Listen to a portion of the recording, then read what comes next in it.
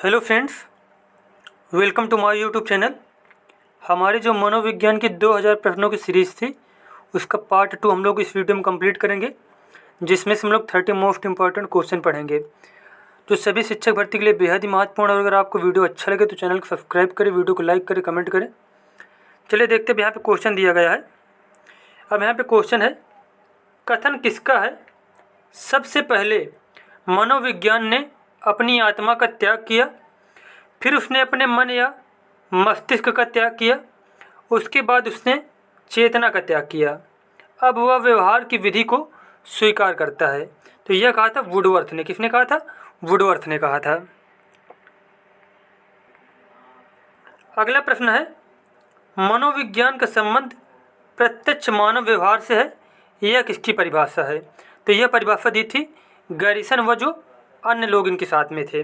मनोविज्ञान का संबंध किससे है? प्रत्यक्ष मानव व्यवहार से है। किसने कहा था? गैरिसन व अन्य जो इनके साथी थे।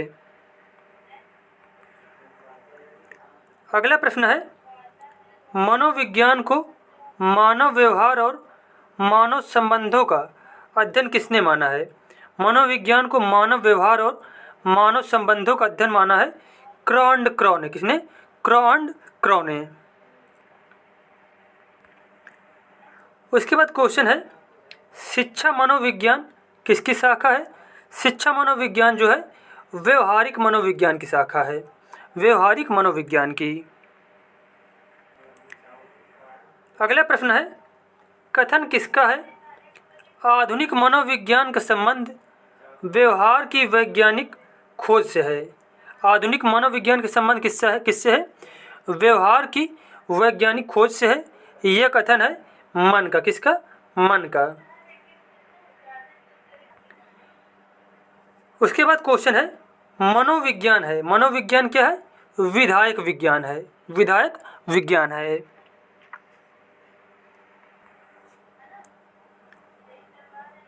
मनोविज्ञान का वास्तविक अर्थ है, मनोविज्ञान का वास्तविक अर्थ है व्यवहार का विज्ञान, व्यवहार का विज्ञान। अगला प्रश्न है, यहाँ पे कथन दिया गया है, कथन किसका है?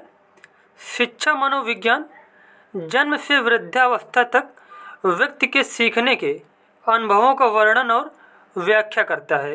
यह कथन दिया था क्रो एंड क्रो ने। किसने? क्रो एंड क्रो ने।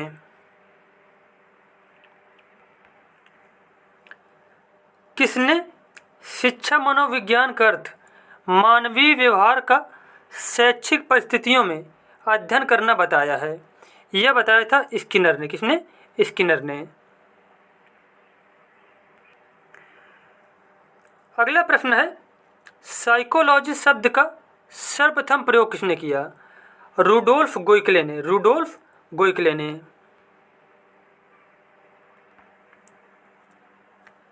सर्वप्रथम साइकोलॉजी शब्द का प्रयोग कब किया गया?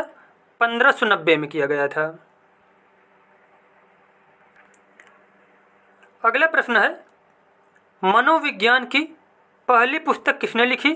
रुडोल्फ गोइकले ने, रुडोल्फ गोइकले ने।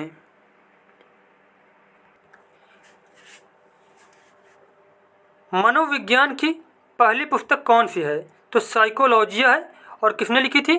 तो रुडोल्फ गोइकले ने लिखी थी ये जो साइकोलॉजी पुस्तक है।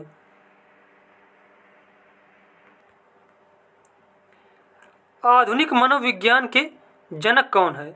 आधुनिक मनोविज्ञान के जनक माने जाते हैं फ्रायड।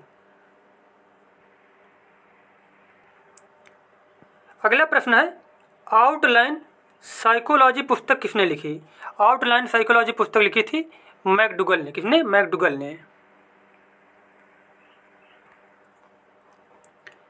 मनोविज्ञान को शुद्ध विज्ञान किसने कहा?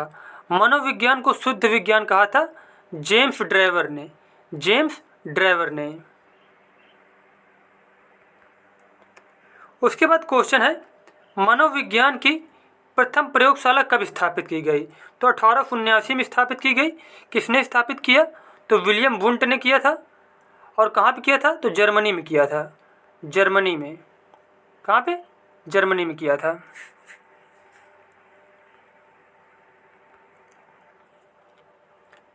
शिक्षा में मनोवैज्ञानिक दृष्टिकोण का सूत्रपात किसने किया था?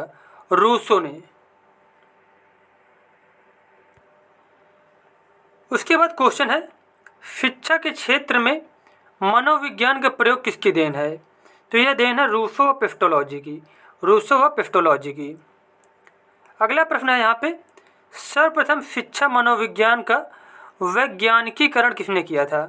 वैज्ञानिकीकरण किया था मनोविज्ञान का सबसे पहले पेस्टोलॉजी ने। पेस्टोलॉजी ने।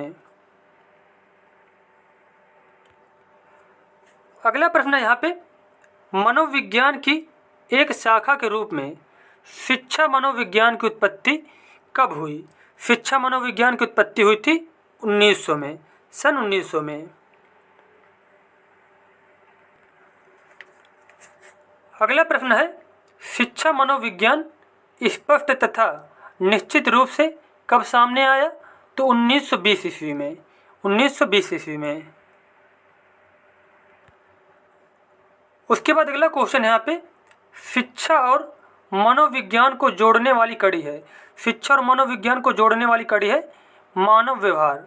मानव व्यवहार। अगला क्वेश्चन है, मनोविज्ञान को शिक्षा का आधारभूत विज्ञान किसने माना है? मनोविज्ञान को शिक्षा का आधारभूत विज्ञान माना है स्किनर ने। किसने? स्किनर ने।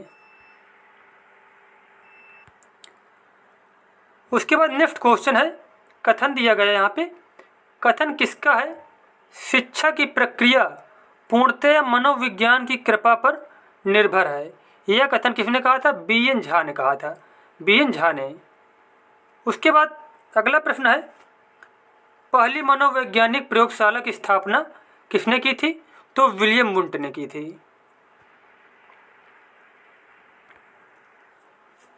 उसके बाद पहली मनोवैज्ञानिक प्रयोगशाला की स्थापना जर्मनी के किस शहर में की गई थी?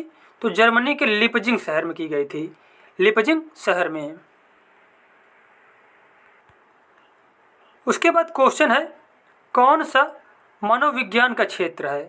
पशु मनोविज्ञान, विकासात्मक मनोविज्ञान, नैदानिक मनोविज्ञान या फिर उपयुक्त सभी? तो इसका आंसर हो जाएगा उपयुक्त सभी। उसके बाद यहाँ पे 59 नंबर क्वेश्चन है, मनोविज्ञान का कौन सा क्षेत्र व्यवहारिक मनोविज्ञान के अंतर्गत आता है?